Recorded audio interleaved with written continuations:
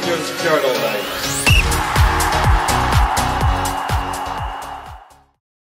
Hello and welcome to the Rangers Journal. My name is Kai Watson, and last week we focused on 5 bargain strikers I think Rangers could sign this summer. This week we're going to look at wingers, going to look at some players from various different leagues. You'll obviously know if you watched the last week's video that there's some random leagues here. Again, it's the same this week. I'm just looking at value. We're looking at players that are valued at under 1 million on transfer market. Also, every player in this video is under 25, so it's a really interesting list. Hope you enjoy it. Let's get started. First player we're going to look at today is Drilling Hazralaj. 20 years old, comes from Kosovo, he's 5'10", currently plays for FC Malasheva. Transfer market having valued at around 500k. Looking at his key stats, 28 appearances, 19 goals and 4 assists is incredible numbers, 23 goal contributions in 28 appearances. 142 minutes per goal. He is a penalty taker, he's taken 6, scored 6. Very impressive numbers. 19% conversion rate, again, it's high for a winger, it was higher than Dessers this year, higher than Shanklin, so considering how many shots wingers normally take, it's a very high conversion rate. 1.3 key passes per game, really impressive 61% dribble success per game in the field, 3.8 times per game. And he's got his strengths listed there as ball control and playmaking. A brilliant player on the ball, a player that's very good at creating space, he's good at beating defenders. Again, he's very good at getting the shot away. He obviously gets goals. 20 years old, he's obviously came from the same league that Albion Romani's had so much success with. He obviously went to Romania, and now he's touted for moves. He was obviously linked to Rangers, also linked to Napoli and Aston Villa. So that's the kind of level you can talk about these players can develop into. He's only 20. Again, the numbers are really impressive. Mostly plays on the right hand, he is right footed. So he's capable of getting down the byline, getting crosses in, but obviously he likes cutting inside and getting those shots away. So he is good with both feet, brilliant at beating defenders, and I just think he's a great option at that age when you're looking at that kind of value. Russian teams were in for him in January. I think they rejected a bid of around 1.2 million because they wanted around 2 million euros. But if you're looking at it's obviously a bit of a risk this summer if you're spending 2 million euros on a project player, but you look at those numbers. Again, people will say, oh, he's only playing in Kosovo, but you can only play what's in front of you, and those numbers are impressive no matter what way you cut it up. Really good numbers. He's a really exciting young talent. He's going to be called up to the national team soon. I'm sure he'll make his debut. So it's an exciting player, a player that will get bums off the seats. Again, you need to look at these type of players. There's value in there, and I think he'd be a brilliant option to kind of start the video off. Next player we're going to move to Armenia. I did say, and if you watched the video last week, you do know I do look at lots of leagues and lots of players. So Armenia for this one in Tenton Yeni, 23-year-old Nigerian, 5'10", currently plays for FC Ararat. Transfer market have been valued at around 250k. 32 appearances this season, 29 from the start. 16 goals and 6 assists, 181 minutes per goal, 16% conversion rate, 1.6 key passes per game, an incredible 70% dribble success. Foul 1.2 times per game and 140% of duels per game. You can see his strengths here listed as playmaking, ball control and passing. And obviously the weakness is discipline. I think he's had 8 yellow cards and 1 red card this season. Is a very aggressive player, likes to get stuck in, doesn't take to losing the ball too well. So that's something you might need to look at. It's not a case of not like hot-headed like Alfredo Morelos, like he's going to stick the nut in someone or just go and kick someone, but he is aggressive and tenacious and winning the ball back, which obviously isn't a bad thing. It's the type of thing fans like to see if a player's kind of that passionate and that intense and trying to win the ball back. So again, he's a very good player.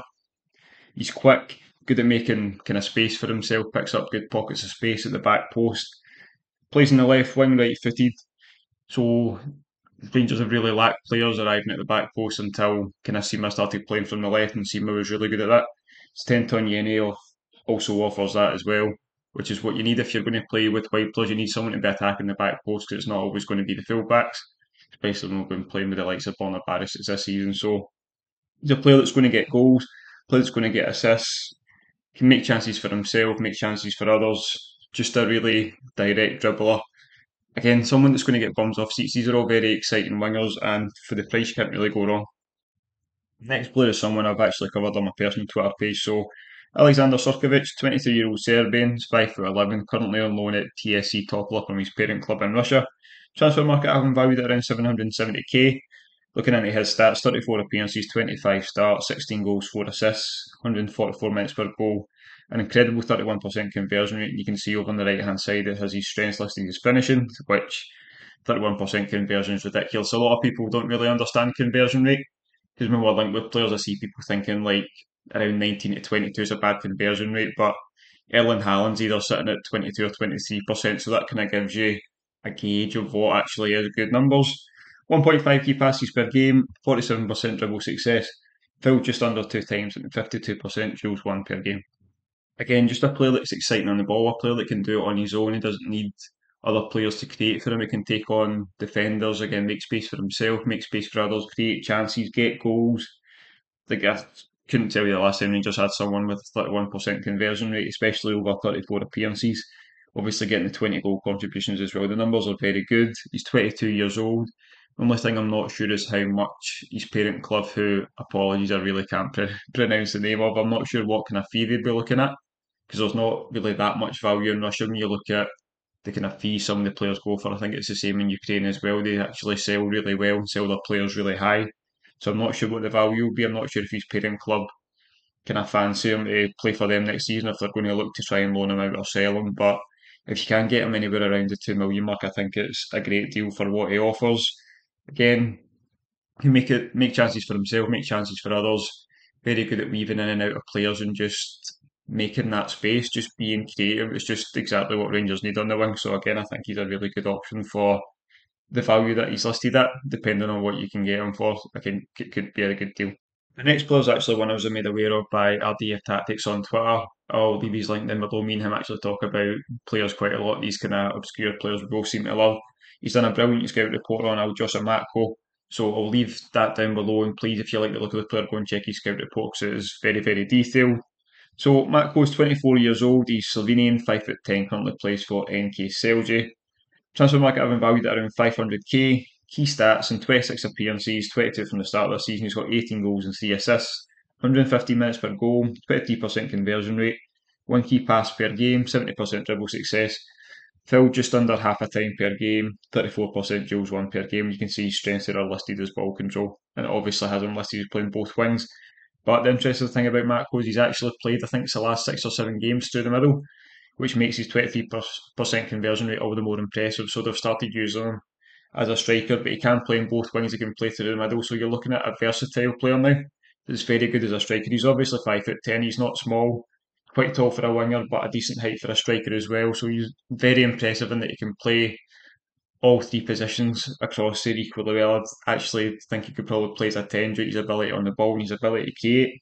Just a really exciting player, someone that's very good value for money, someone that's going to be getting more international appearances and is going to get more recognition. So the type of player that Rangers should really get in on now. 24 is a good age. He's had plenty of experience playing in Slovenia, so it's not like he's a young player that's not had a lot of senior football. So I think he's less of a risk than other players and probably better value for money. So I think he's genuinely one of my favourite players on the list. And like I said, please go and check RDF's scouting report on him below because it's brilliant content. Last player on the list again, someone that offers a wee bit of versatility. Leandro Andrade, 24 years old, Cape Verdean international, 5'11", currently plays for Karabag. You can see on the right hand side, he can play on the right wing as a centre attacking mid, and his strengths are listed as playmaking and ball control. Looking at his key stats, 36 appearances, 22 from the start, 11 goals and 10 assists. So you look at the 22 starts and he's getting 21 goal contributions, which obviously incredibly impressive. 19% conversion rate, 211 minutes per goal, 1.3 key passes per game.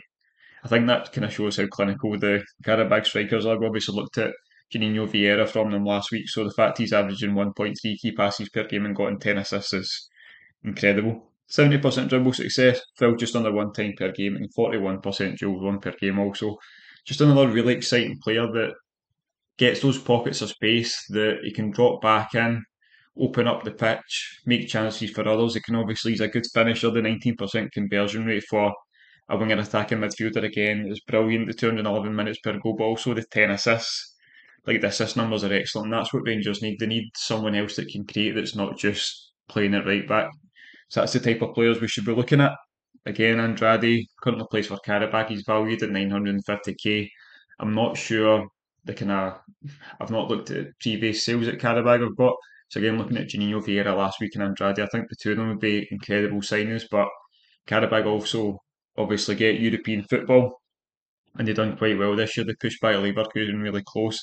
So I'm not sure if it's the best value for money. I don't think you're going to get him for 1 million, but for the quality of player that's managed to do it in Europe and obviously done it in Azerbaijan, Karabakh are a massive club in that area of the world, so they obviously know of the intense pressure it takes.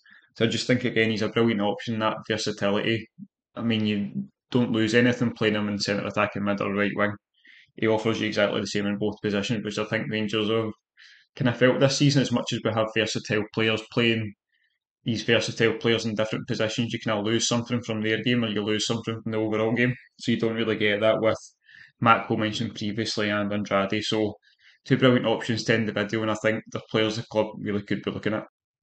So hope you enjoyed today's video. Again, a massive thank you for watching. Please leave kind of comments down below and suggestions of players if you like these players, if you think there's anyone I've missed, anyone that could have been included, what position you want to see next. I really like doing these bargain videos. It lets me do one of my favourite things, and it's just scour the internet and data sites for players that are obviously lesser known that perform really well in the leagues, because you do want to be buying players that are on form. You don't want to be buying players like we done last summer that were slightly out of form that could get back to a level they've been at. You want to be buying players that are at peak form, that are playing really well, and it's just seeing whether they adapt to the league. So please let me know what position you'd like to see next, and hope you enjoy the video. Don't forget to like and subscribe, and have a great day.